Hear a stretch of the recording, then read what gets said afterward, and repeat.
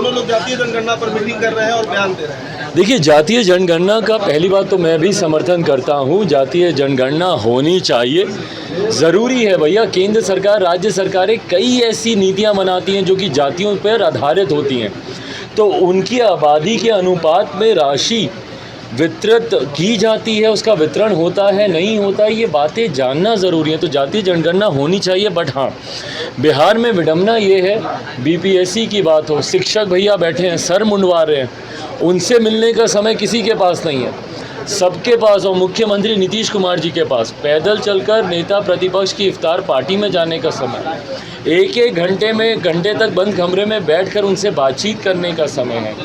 पर बिहार की ज्वलन समस्याएं, 19 लाख रोज़गार के बारे में बात करने का उनके पास समय नहीं है। जो शिक्षक सर मुंडवा के बैठे हैं, उनकी बहाली करवाने का उनके पास समय नहीं है। बीपीएससी में पेपर लीक जो मामला हुआ, उसमें न्याय दिलाने का उनके पास समय नहीं है।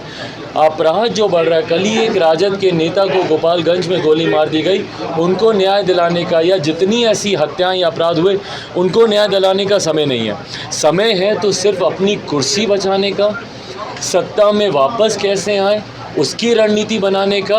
और इस दौरान बिहार की जनता जिए मरे, बिहार में कम से कम मुख्यमंत्री जी को इस बात की परवाह नहीं है। अलग अलग दिख रही है जातीय जनगणना पर, क्योंकि जातीय जनगणना कॉन्शियस डिसीजन था विधानसभा से, और प्रस्ताव पारित किया गया था सर्वसम्मति से, और पार्टी सरकार ने प्रस्ताव लाया था जातीय जनगणना पर, और सरकार के प्रस्ताव पर पॉलिटिकल डिप्लोमेसी से के साथ सरकार ने सभी पार्टियों का उसमें समर्थन हासिल किया और सर्वसम्मति से वो प्रस्ताव पारित हुआ।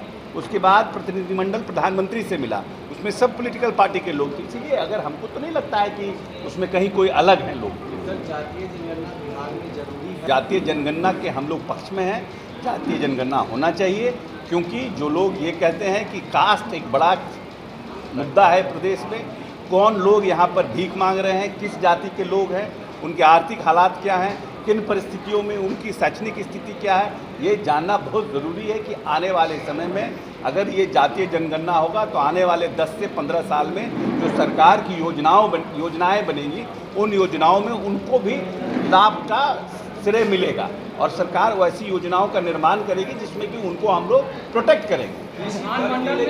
जातीय जनगणना के कानून को विधानमंडल में लाने की आवश्यकता ही नहीं है, विधानमंडल ने सर्वसम्मति से पास कर ही दिया है। सर, आपने कहा कि जातीय जनगणना को चिराग पासवान कह रहे हैं कि कुर्सी बचाने वाली मुलाकात है। चिराग जी क्या करते उतना हम लोग उसको सीरियस नहीं लेते हैं। अब कोई ज़रूरी नहीं है कि चिराग जी के हर बात पर हम लोग रिएक्ट करबे करें, कोई ज़रूरी नहीं है। लेकिन ये मुलाकात तो जातीय जनगणना को लेकर नहीं, अब हम तो कह रहे हैं कि हमको ज़रूरी नहीं ना है कि हम every Tom Dick and Harry पर हम रिएक्ट करें। इट इज़ नॉट नेसेसरी कि चिराग जी क्या बोल रहे हैं उस पर हम रिएक्ट करें, जेडीयू रिएक्ट करे, ये सब जरूरी नहीं है ना। बीजेपी